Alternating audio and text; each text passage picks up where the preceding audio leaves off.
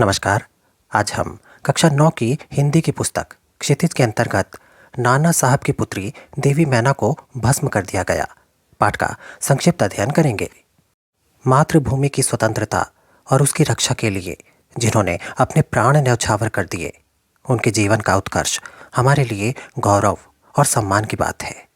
उस गौरवशाली किंतु विस्मृत परंपरा से किशोर पीढ़ी को परिचित कराने के उद्देश्य से इस रचना को हिंदू पंच के बलिदान अंक से लिया गया है। हिंदी गद्य के प्रारंभिक रूप को विद्यार्थी जान पाए, इसलिए इस गद्य रचना को मुद्रण और वर्तनी में बिना किसी परिवर्तन के अविकल प्रस्तुत करने का प्रयास किया गया है। पाठ के संक्षिप्त सार की ओर बढ़ते हैं। कानपुर पर कब्जा करने के पश्चात अंग्रेज सेना बिठूर के महल की ओर बढ़ी। वहां उन्होंने महल को लूटा, किंतु वहां उनके हाथ बहुत कम संपत्ति लगी। बाद में उस महल पर तोपों के गोले दागकर नष्ट करने की योजना बनाई गई। तब महल के बरामदे में एक सुंदर बालिका आकर खड़ी हो गई। उसने अंग्रेज सेना अधिकारी को गोले बरसाने से मना कर दिया और तर्क देते हुए कहा कि महल तो जड़ है, उसने किसी का क्या बिगाड़ा है। उसने अंग्रेज सेनापति हे से महल की रक्षा करने के लिए कहा, किंतु सेनापति ने अपने कर्तव्य की दुहाई देते हुए अपनी असमर्थता व्यक्त की। देवी मैना ने एक अन्य तर्क देते हुए कहा कि उसकी बेटी मैरी, जो अब इस दुनिया में नहीं रही और उसमें बहुत प्रेम था, उसका एक पत्र भी उसके पास है। ये सुनकर सेनापति का हृदय पसीज गया तथा उसने देवी मैना को पहचान भी लिया।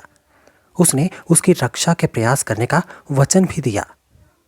किंतु उसी समय वहां प्रधान सेनापति जनरल ऑट्रम आ पहुंचा। उसने बिगड़ कर पूछा कि अभी तक महल क्यों नहीं उड़ाया गया। सेनापति हे ने उससे महल को न उड़ाने का अनुरोध किया, लेकिन जनरल ऑट्रम ने कहा कि नाना के वंश और उसके महल पर दया दिखाना असंभव है।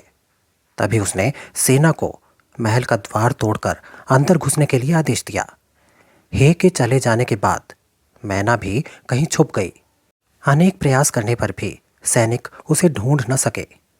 सन 1857 की सितंबर मास की आधी रात के समय चांदनी में एक बालिका स्वच्छ वस्त्र पहने हुए नाना साहब के महल के मलबे के ढेर पर बैठी हुई रो रही थी। उसके रोने की आवाज़ सुनकर अंग्रेज सैनिक वहां आ गए। वो उनके किसी प्रश्न का उत्तर न देकर केवल रोती रही। उसी समय जनरल ऑट्रम भी वहां आ गया और उसने मैना को पहचान लिया तथा उसे गिरफ्तार कर लिया। वो बच्ची सैनिकों के बीच घिरी हुई होने पर भी डरी नहीं। उसने इतना ही कहा कि मुझे जी भरकर रो लेने दीजिए। किसी ने उसकी नहीं सुनी और उसे कानपुर के किले में लाकर कैद कर दिया गया। उस समय के महान महाराष्ट्रीय इतिहासकार महादेव चिटनवीस के बाखर नामक समाचार पत्र में छपा था, कल कानपुर के किले में एक भीषण हत्याकांड हो गया।